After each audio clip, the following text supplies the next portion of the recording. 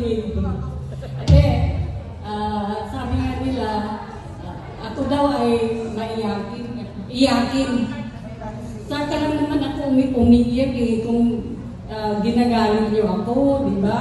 Kapag nagagaling ako, tuloy-tuloy na sa pag-iyak. Narigat ako, naitata na alakay na sakit, high blood, at tumaring di musalitan. Pero dati libre, dito kanya may musalitan. As a member of the senior citizen, libre kata amin Agas ni kami G konsulta kami ikanda kami pa iti bayad nga agpa konsulta iti private public hospital. Mga minamahal kong I will speak in Filipino. Sabi nila Filipino teacher ako, pero alam naman niya social study. Pero nasugalit si Mrs. Makatue. Bakit sa Filipino ka ba? Pero social study sa Filipino. Nung una, math teacher ako in 1977. And then English 1982. Then I handled values education. Lahat ito, then social studies, and then Filipino. I taught 5 subjects at the Tayug National High School.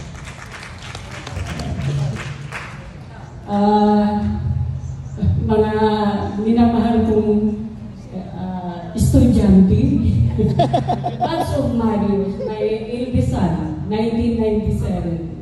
Si Teresa pa ang kanya noon, partner niya sa GSB. Marius and Teresa and Mark. Congratulations to the Sampaguita, to the class Sampaguita 1994 Pearl Anniversary organizers and all others who worked hard to make this event happen. Good afternoon, everyone. It's hard to believe it has been 30 years since you walked down the path of the Tayug National High School together. Time has flown by, but today you have the incredible opportunity to reconnect, reminisce, and celebrate the journey that have brought you back together.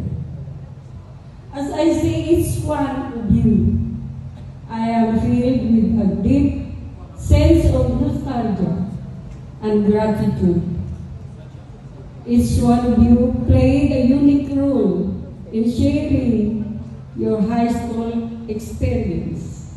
And it's amazing to say now how far you have all come since those days of lockers, textbooks, and youthful dreams. Your path diverged after graduation, leading you down different roads and towards various destinations. Some of you pursued higher education. Some entered the workforce, and others embarked on different adventures. Despite the diverse faith you've taken, you are all connected by the memories you share and the bond you formed during those formative years. Today is not just about catching up on old times or exchanging stories about your life. It's about honoring the friendship you formed, the challenges you overcame, and the lessons you learned along the way. It's about celebrating the successes, acknowledging your failures, and embracing the unique journeys that have shaped you into the individual you are today. As you gather here today, take a moment to remember those who are no longer here with you. Yung mga nawala na sa class ninyo. But whose presence are still in your hearts. Express your gratitude to your families and loved ones who supported you to the highs and lows of your life. As you continue to reconnect and celebrate today, cherish the memories of you've created, the bond you've maintained, and the friendship you've reignited. So here's to you, Batch 1994 of the famous Tayum National High School.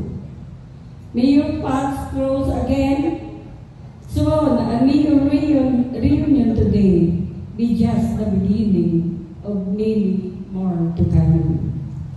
Thank you, Batch 94, and God bless. Hindi na ako naiiyak.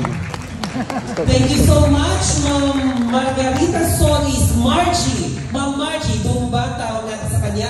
Bigyan natin ng 10 bagsak ang ating Araling Panlipunan teacher. Go! 1, 2, 4, 5, 6, 7, 8, 9, 10. Social studies po ang tawag noon. Araling Panlipunan ako ngayon.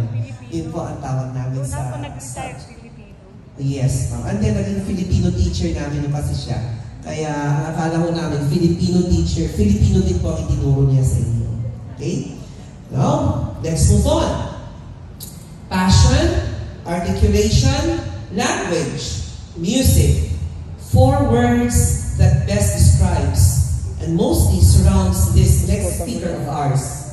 She is a profound teacher of English, and it was during her time that her fields of expertise was greatly shared and enveloped by most. Let us harmoniously cheer for her presence on stage. Let us welcome, ladies and gentlemen, Mrs. Feli G. Rigor.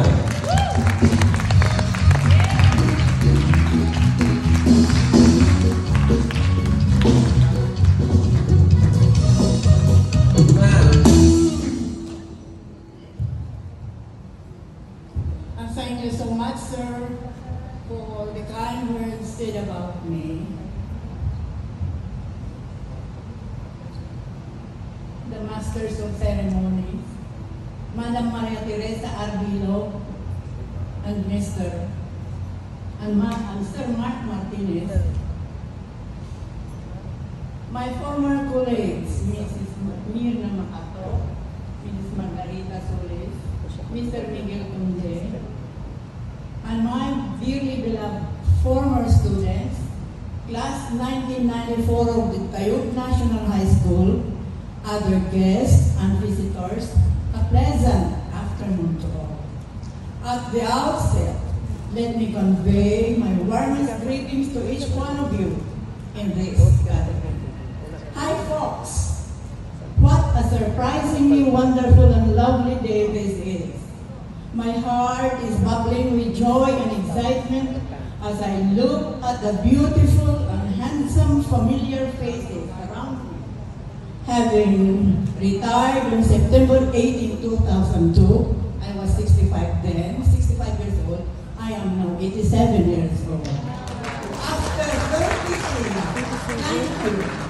After 33 years of service, little did I dream that this very specially rare day of days would ever come.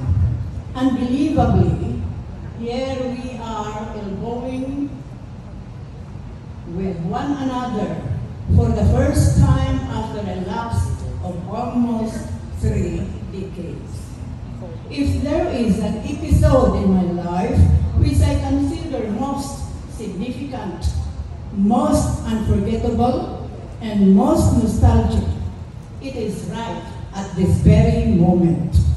I praise and thank the Lord for allowing me a life this long. Otherwise, I wouldn't be with you here today to savor this once-in-a-lifetime experience, a fellowship and gathering of brilliant students with high purposes in life and outstanding performances. Indeed, I can thank all of you enough for remembering to invite me to join this grand reunion of yours, the Pearl Anniversary. I, for one, am greatly inspired and tremendously proud of knowing that even in a very small way, I have contributed towards your bright destiny, knowing that I have shared in shaping what you have become. I would like, therefore, to congratulate each one of you, for obviously, you are already accomplished achievers in your own right, have outstandingly and triumphantly earned your way in your respective lines of endeavor. In closing, I would like to share with you the following thoughts written by Nathan C. Schaefer with expressed hope and prayer that you will make this your foremost guidepost as you move on through life's journey. And I quote, "At the close of life, the question is not, how much have you gotten, but how much have you given? Not how much have you won, but how much have you done? Not how much have you saved, but how much you have sacrificed. It will be how much you have loved and served, not how much you were honored." Let me assure you, my dear Class 94, from the officers down to each member, that you will always have a soft spot in my heart as long as I live.